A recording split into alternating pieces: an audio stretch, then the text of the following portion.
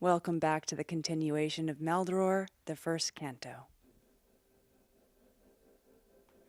Perhaps, reader, you'd have me invoke hatred at the opening of this work. How do you know you wouldn't sniff it up, paddling in innumerable pleasures, as much of it as you wish, with your wide, thin, haughty nostrils, your belly uppermost like a shark in the dark, fine air, as if you understood the importance of this action no less than the importance of your legitimate appetite, slow and majestic, for the ruby flux? I assure you that the latter will delight those twin hideous holes in your unspeakable snout, O monster, if first you set yourself to inhale 3,000 times the accursed awareness of the eternal.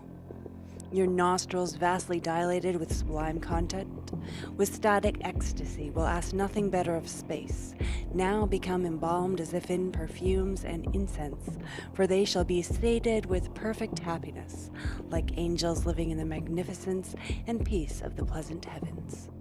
I shall set down a few lines of how upright Maldoror was during his early years, when he lived happy.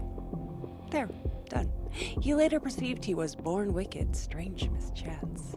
For a great many years he concealed his character the best he could. But in the end, because this effort was not natural to him, each day the blood would rush to his head, unable any longer to bear such a life, he hurled himself resolutely into a career of evil. Sweet atmosphere.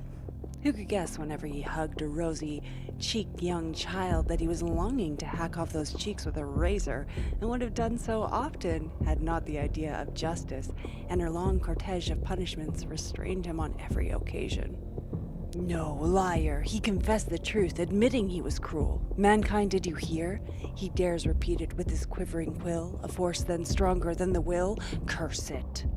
Would a stone want to elude the law of gravity? Impossible. Impossible for evil to form alliance with good, as I was saying above. There are some who write seeking the accommodations of their fellows by means of noble sentiments which their imaginations invent, or they possibly may possess. But I set my genius to betray the pleasures of cruelty.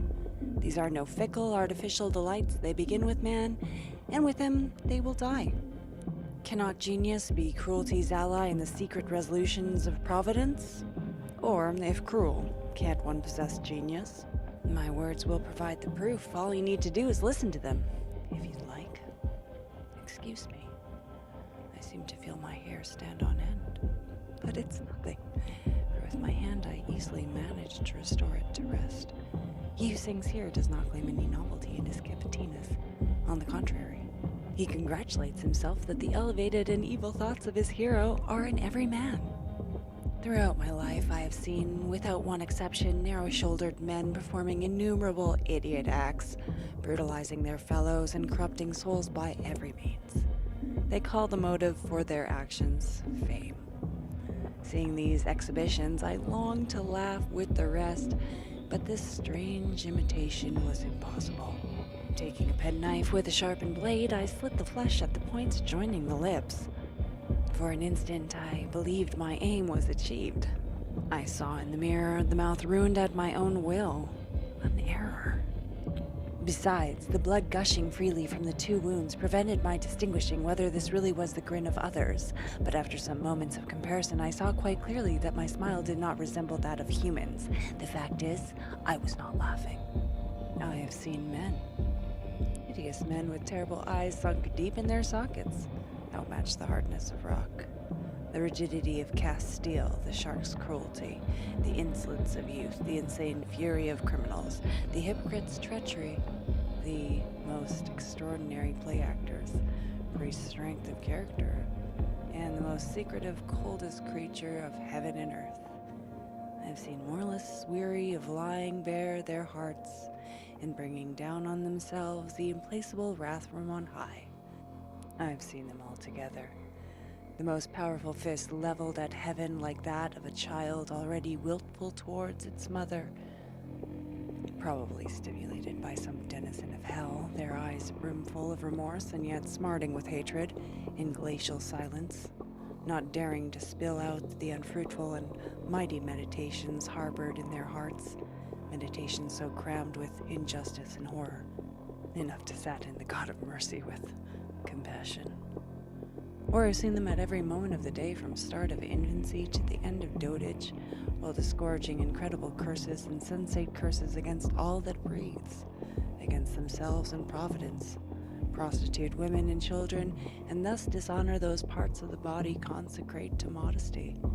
Then the seas swell their waters, swallow ships in their abysses, earth tremors and hurricanes topple houses, plagues and driver epidemics decimate praying families, yet men are unaware of all this. I have seen them also blushing and belching with shame at their behaviors on earth, but rarely. Tempest, sister of cyclones, bluish firmament whose beauty I do not admit, hypocrites see, image of my heart. Earth with mysterious womb, inhabitants of the spheres, the whole universe. God who grandly created it, you I invoke. Show me one honest man. May your grace multiply my natural strength tenfold, for at the sight of such a monster, I might die of astonishment. One dies at less. One should let one's fingernails grow out for a fortnight. Oh, how sweet to snatch brutally from his bed a boy who has yet nothing upon his upper lip, and with eyes open wide, Dufresne to stroke his forehead softly, brushing back his beautiful locks. And all of a sudden, just when he least expects it, to sink your long nails into his tender breast, but not so that he dies. For if he died, you would miss the sight of his subsequent sufferings. Then you drink his blood, sucking the wounds, and during this time, which should last an eternity, the child weeps. Nothing is as good as his blood still warm and extracted in the manner mentioned, except it be his tears, bitter as salt. Man, have you ever tasted your blood when you inadvertently cut a finger? Good, isn't it? For it has no taste. Besides, don't you recall how one day in your dismal reflections you raised a hand, palm cupped, to your sickly face moistened by your tears falling from your eyes? And then how the hand inevitably found its way to the mouth, and the mouth drained the tears in long draughts from this cup which faltered like the teeth of a schoolboy who glances sidelong at his born oppressor? How good they are! They taste of vinegar. The tears, one might say, of her who loves most of all, but the child's pleases the palate more. The latter not yet knowing evil does not deceive, while the most loving of women will, sooner or later, betray. This I summarize by analogy, though I do not know what friendship and love are. It's unlikely that I shall ever accept them, and not, at any rate, from the human race. Feed, then.